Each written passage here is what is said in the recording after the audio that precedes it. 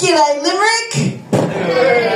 No, it's alright, I'm not doing a shit accent. I am, in point of fact, an Australian. But a couple of weeks ago, they made me an Irish citizen. Turns out you're not as cool as you thought you were. People ask me, how'd you get to Ireland? How'd you get to Ireland? Thanks for asking, Limerick. I'll tell you how to get to Ireland, how I got to Ireland. I married an Irishman for my sins. Yeah.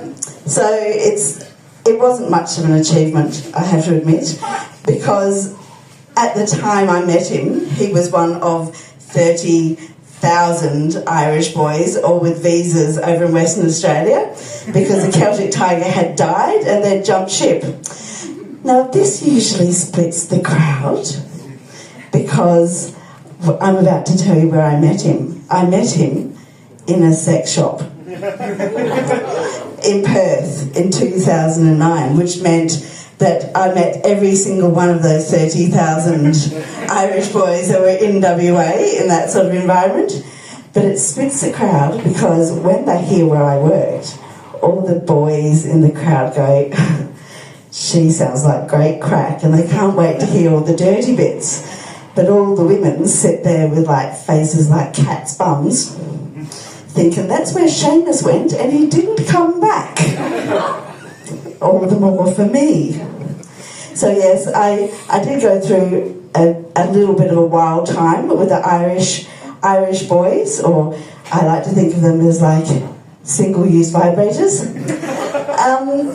But because I'm like, I was sort of a good girl in those days. By I mean good girl, I was just an ordinary Australian girl who had been raised without like the Catholic guilt and emancipated, like with decent sex education and that sort of thing. Of course, I was in a sex shop, as I mentioned. So I've had the privilege of giving several Irish boys their first experience of sober sex. I know, not everyone can say that, is it? No, so it's like, I am in point of fact bi. I like my bread buttered on both sides, you might say. But the thing about being bi is if you're in a monogamous relationship, it doesn't actually matter very much at all, does it? But the last time I was on a dating site, I did put myself down truthfully as bi, but it absolutely gets you nowhere at all, because the lesbians don't want anything to do with you because you're being down like the devil's sausage hallway. and all the boys, their opening argument when they get into your chats is immediately like, oh, so you're bi, so do you have a girlfriend that we could both meet up with? Like, they haven't seen the JJ for 5 years and all of a sudden they think you're going to facilitate two for them at once. Yeah, so I'm fortunate that I got carried away by the tall, dark, handsome stranger from over the water. I am, because I love Ireland. I'm so happy to be here, but also I did get sucked in. I did get sucked in by the myth, the land of the saints and the scholars. That's what they say, don't they? But when you actually get down to it with a Catholic schoolboy, they can get a bit fumbly and guilt-ridden when it comes to the actual business. For instance, as I said, I was working in the sex shop, surrounded by beautiful lacy lingerie, surrounded by toys. Like when I first met my husband, I was standing behind the counter, flanked on one side by the giant fist, and on the other side by the true life rubber casting of John Holmes' favourite dick. Well, it was the favourite dick, it was his only dick. But his dick was certainly a favourite of the porn industry. For those of you who are unaware of John Holmes, I suggest you watch a film called The Wonderland Murders. John Holmes was a very, very famous porn star in the 70s. And if I can just do a quick imitation of John Holmes. It was absolutely legendary. It was so big that it didn't actually sort of like stand up. It just sort of like hung pendulously. But of course people were fascinated by it. And it stood there in the box.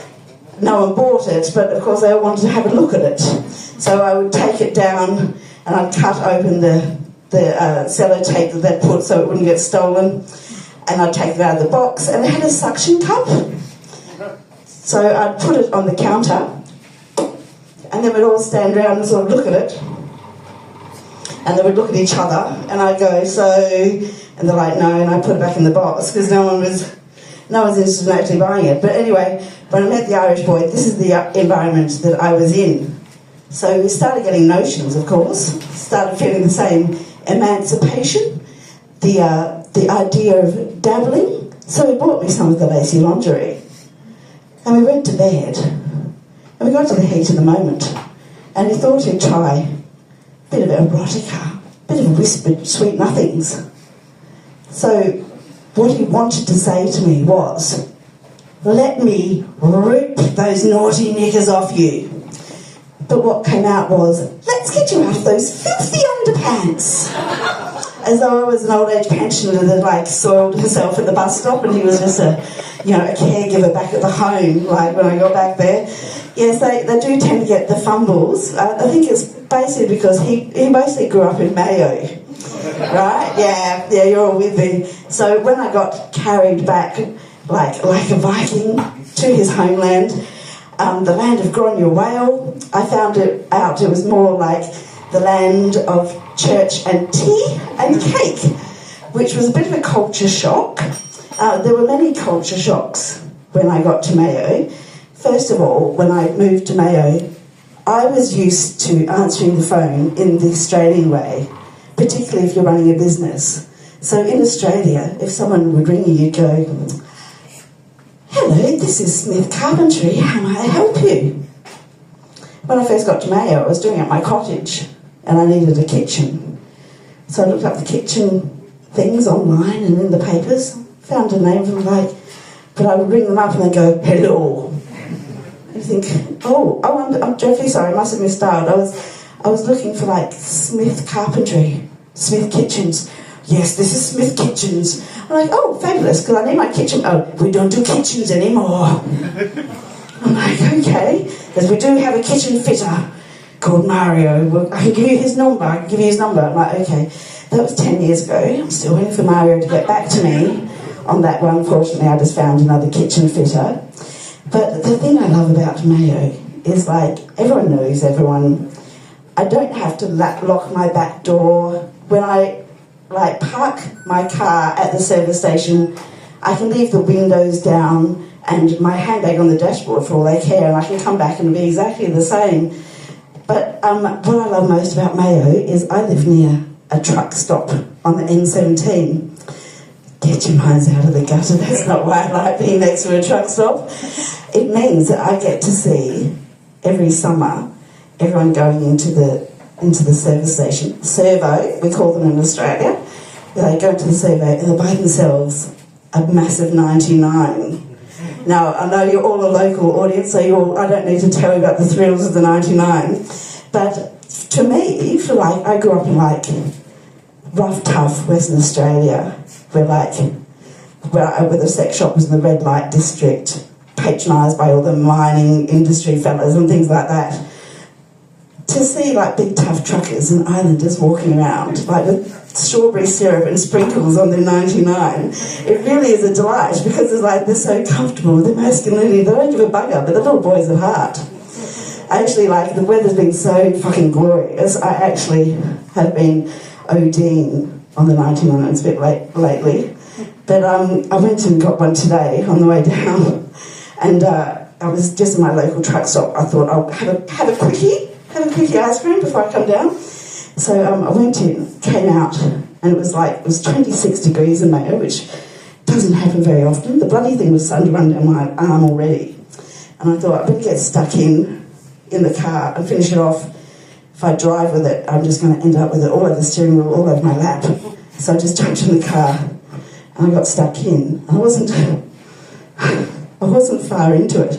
I realised that there was a man standing next to my open window, and he was having a good old gander, as we say in Australia, in through the window, and he was paying a bit of attention to me eating the ice cream. I'm like, okay, well, I'm not going to give him the satisfaction of looking at him or making eye contact while I'm eating my 99. I'm just sitting here minding my own business. I'm going to stick there, and I'm just, this isn't Pornhub. This isn't like stranger leans in and like takes my ice cream. I'm just going to stand it out, stick it out, because I am a bit of a feminist and I'm not going to be bullied. So I finished it, gave the bottom half of the cone to the terrier on the side step, and I looked up at him and I said, "Can I help you?" And he said, "You're sitting in my car." I was absolutely mortified, but what made it worse was he says, "Did I be in Perth in 2009? Thank you, Limerick. You've been fantastic, and I've been mum and dad.